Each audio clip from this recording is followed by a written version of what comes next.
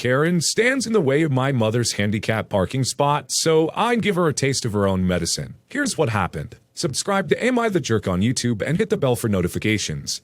One afternoon at 5 p.m., when it was around 105 degrees in the U.S., my wife, my in-laws, my 2 kids, and I are in a packed parking lot outside of a little market. There also happened to be a fair going on at the same time. There being so many of us, we had to take 2 vehicles. That being said, my mother-in-law is handicapped and needs the special parking that comes along with that. However, there was no open handicapped parking spots available. I found 2 parking spots, one being closer than the other. I took the parking spot furthest away so they could park as close as possible, so she wouldn't have to walk far. As I parked, a woman got out of the passenger seat of a parked car further down and walked up to the open parking spot and took her stance. My in-laws tried pulling into the parking spot and the woman would not move. So I did the only reasonable thing you can do in that situation. I stood behind my in-laws' car and in front of the other woman's car, whom the lady standing was waiting for. She yelled at me to move. So I calmly said no. You can't hold that parking spot, she needs to move. She yelled some more and refused to budge. So I did the best thing I could. I told them I have all day, and I sat in the middle of the parking lot in front of that car in the blistering heat. After about 2 minutes of me sitting there, the woman trying to hold the parking spot finally moved so my in-laws could park there. My butt was on fire, but it was 100% worth it as she walked away ticked off. And to make matters worse, the jerk lost her other parking spot, and I'm pretty sure they had to park a lot further than they were.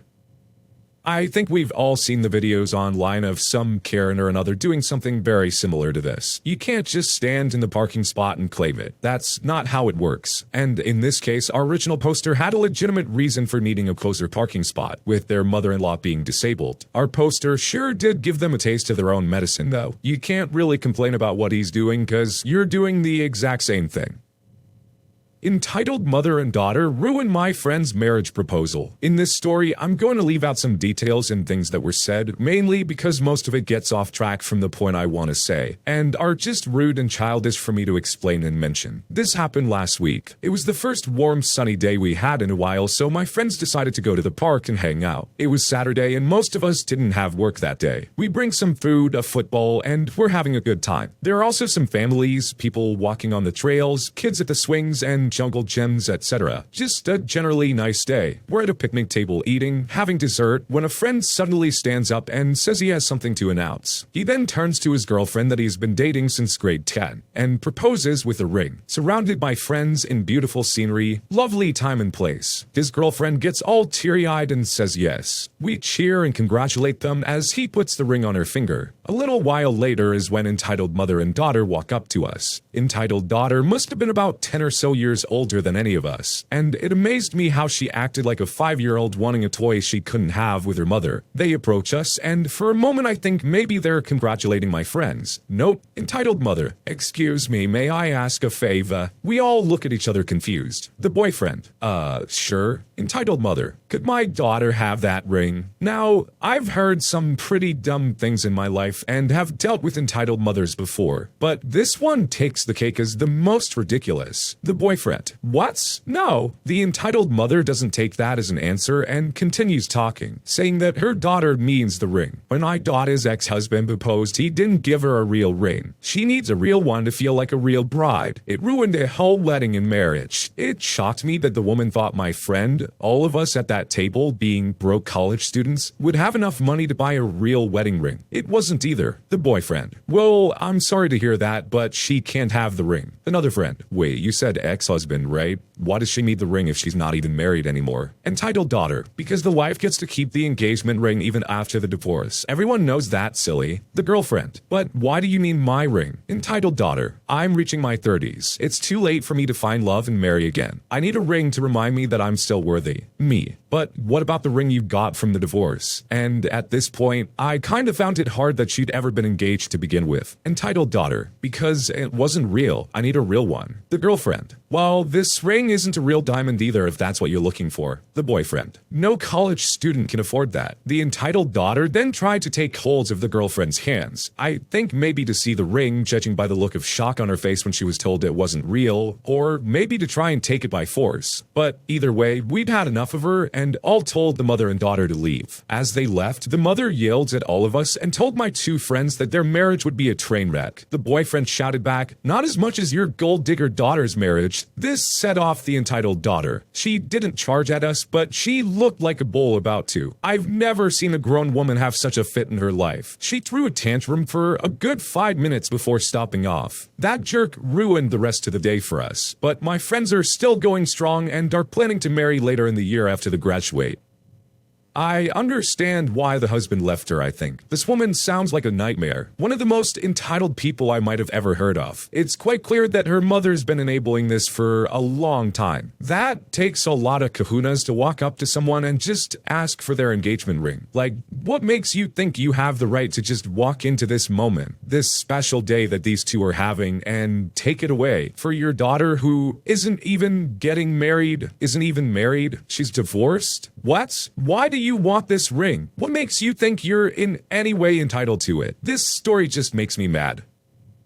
My dad did what he felt he had to do to protect my mom from her abusive father. This isn't my story, but rather my father's revenge on my mom's abusive dad. So some details may be wrong. My parents were born in a rural part of Mexico in a small town. An important thing to note is that the area they lived in had a problem with scorpions, and the nearest hospital was a few hours away. Life wasn't exactly easy for them. My mom didn't get far in school, having been taken out after 6th grade, while my dad didn't finish 4th grade of elementary school. Life was tough having to find any sort of work to help to support the family. My mom grew up with a strict set of parents, and her dad was prone to violent outbursts, while her mom was emotionally and sometimes physically abusive. My dad grew up with a single mother. My parents met one night when they were about 15 years old, and from what my mom said, they hit it off right away. Nothing romantic, but they quickly became great friends. My dad's mom came to view her as somewhat of a daughter, and would like to have her over whenever she had the chance. But for some reason, my dad was never invited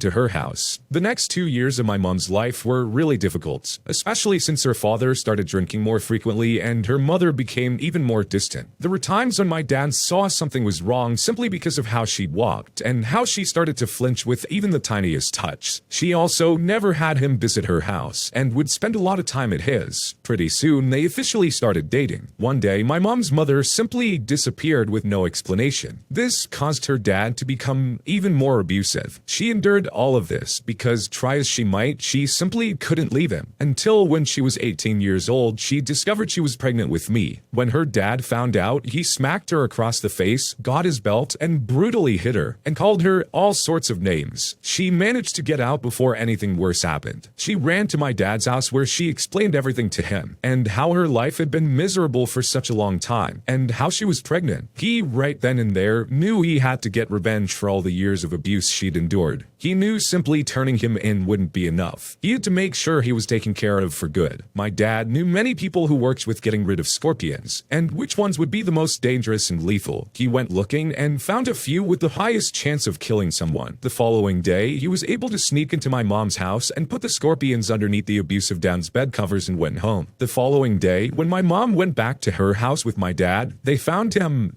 gone in his bed. She was horrified and shocked. My dad pretended to be shocked too. They got married soon after I was born. They moved to the States after applying and getting accepted for a work visa. He kept this secret for many years, and when he finally told her, she was both upset and happy. She was glad he told her, and that jerk being gone changed everything for both of their lives. Okay, this one's pretty intense. There were plenty of other ways to deal with this situation that wouldn't have been quite so permanent. At the end of the day, no matter what the situation, I can't sit here and give our original poster's dad the thumbs up for what he did. I totally understand that he felt he needed to get her away from her father, but this was not the way to do it. There's really not much else for me to say on this one, honestly. I get it, but just no. The bouncer tried to steal my ID, insisting that it was fake. This happened a few years ago. I definitely look older now that I am older, currently 27. But when I was 25, I tried to get into a bar back in my hometown. I was in line with my friend who was in their mid-30s. The bouncer was checking all IDs, which is pretty usual. I hand him my real ID. I'm above the legal drinking age, so shouldn't be a problem, right? The bouncer examines my ID way harder than he did my friend's. Then he scans it, which he didn't do to anyone else before me. The scanner approved it, but he's not buying it. He looks at me and asks me the name on my ID, which I tell him. I know all the information on the card because it's my real ID. He proceeds to take my ID and tells me he knows it's fake and that he's keeping it. I start to kind of panic and defend myself, telling him it's real and I can show him my debit card or something else to prove it. He stands his ground, trying to wave me off, and starts helping people behind me. I start getting upset, telling him to just give me back my ID and I won't go into his stupid bar. He refuses, saying he'll call the cops if I don't leave. I told him, yes, please, do call the cops. That's my ID and you're trying to steal it, which can't be legal. If you don't call the cops, I will. My friend comes over to see what's going on, and I explain that the bouncer thinks I have the most impressive fake ID known to man and is trying to take it. She turns to the bouncer and explains that I'm 25 and of drinking age. Apparently, she knows the owner of the bar, so she demands that the bouncer return my ID, and that the owner will be hearing of this. The bouncer ends up handing my real ID back to me. I'm so heated now, I open my wallet and start pulling out all my cards, saying, see, look, my name is here, look. He just stood there being dumb. I got my ID back and we didn't drink there that night. That bar is no longer in business. Probably not because of the jerk bouncer or anything, but screw that guy. Bouncers are notorious jerks, honestly, like it's in the job description. But the fact that your ID checked all the requirements and he just took it upon himself to assume it was fake and then not even give you the chance to prove otherwise just shows what an arrogant jerk this guy is. I hate to say it, but he's probably in the right line of work, unfortunately for our original poster. I walked out of my sister's wedding because she refused to let my husband be in any of the pictures. I'm a 31-year-old male. My sister, Anne, 34, got married on Saturday. My husband of 7 years, Mark, who's 32, was there with me. And up until one point, it was an amazing evening. After the ceremony, Anne wanted a picture of all of our siblings. There's 5 of us and their respective partners. So we started lining up. When Anne saw that my husband was standing next to me, she shook her head and said something about him ruining the aesthetic. Apparently, her plan was to put one woman and one man next to each other alternately. My youngest sister, 18, who doesn't have a partner and was standing on the very side, offered to stand between the two of us, so we could be close and Anne's wish would still be respected. I thought that was a great solution, but Anne disagreed and told Mark to get out of the picture. He's quite introverted and tries to avoid confrontation under all circumstances. So he simply complied and told me to not get angry, but it was obvious that he was hurt and disappointed by being left out. Obviously, it didn't stop me from getting angry, and I walked away with it. I can understand that Anne wants her wedding pictures to look exactly how she imagined them, but I think the idea my younger sister proposed was very reasonable. I congratulated Anne and her husband one last time, but then I said my goodbyes. When I was asked why we were leaving early, especially before taking the pictures, I said that I didn't feel like our presence was wanted. We left before dinner was served, and I took Mark out to his favorite restaurant to cheer him up a little. Anne has texted me since saying that I was being overdramatic and making a fuss over nothing. Our parents have tried to remain neutral, but except for my youngest sister, the rest of the family supports Anne, and thinks that leaving early was going too far and that I should have sucked it up instead of ruining her big day. Am I the jerk for leaving early? I totally understand why you would feel slighted on this. It just seems disrespectful. I totally agree that your younger sister's suggestion seemed like the perfect compromise. I really don't understand why the bride would be opposed to it. It's understandable that our original poster would read that situation as the bride just not wanting our poster's husband in the picture, period. I would like to say just let it go and try and enjoy the rest of the evening and spend time with your family at your sister's wedding, but I get how that would leave a bad taste in your mouth. And you wouldn't necessarily want to spend the rest of the night there. The last thing you want would be to make more of a scene because you feel ticked off. Honestly, it was probably the best call to just leave and call it a day. It sucks, but it was probably the best call.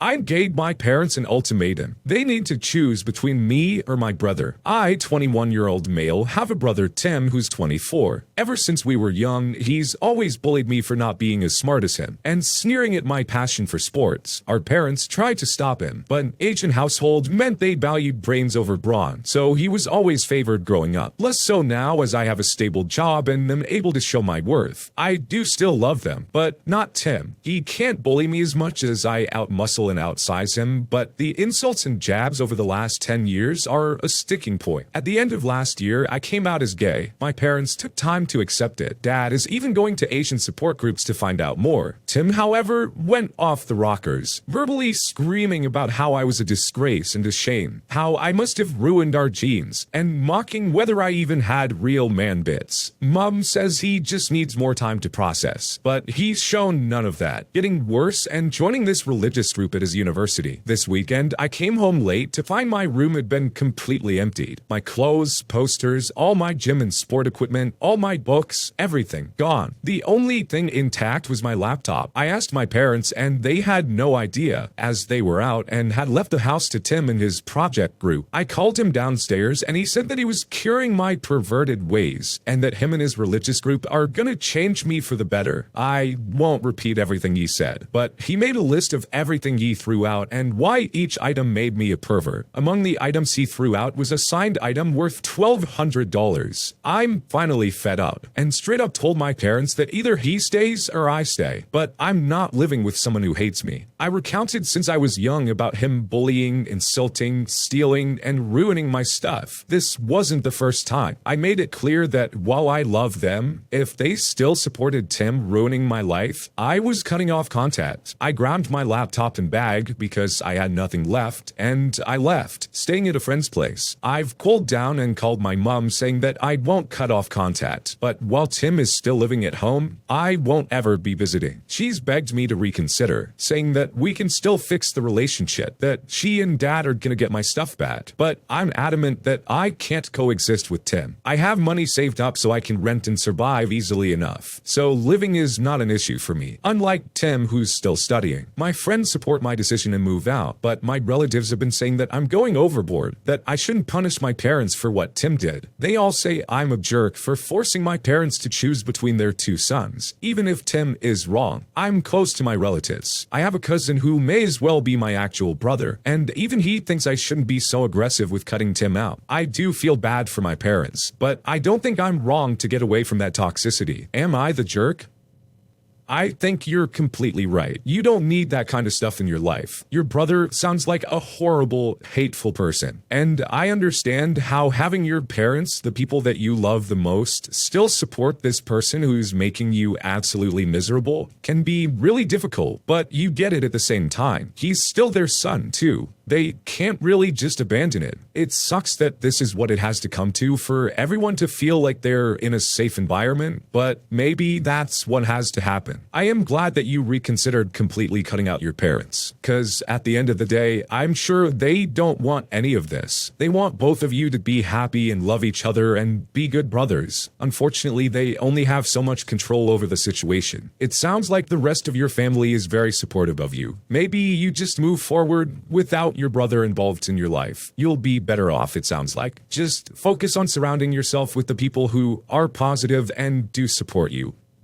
When you subscribe, make sure to hit the bell to turn on notifications. Put the playlist on in the background to finish listening to all the stories, linked at the top of the description. And if you like Am I the Jerk, give Am I the Genius a shot, linked in the description as well. Either way, thanks a lot for watching, and we'll see you guys next time.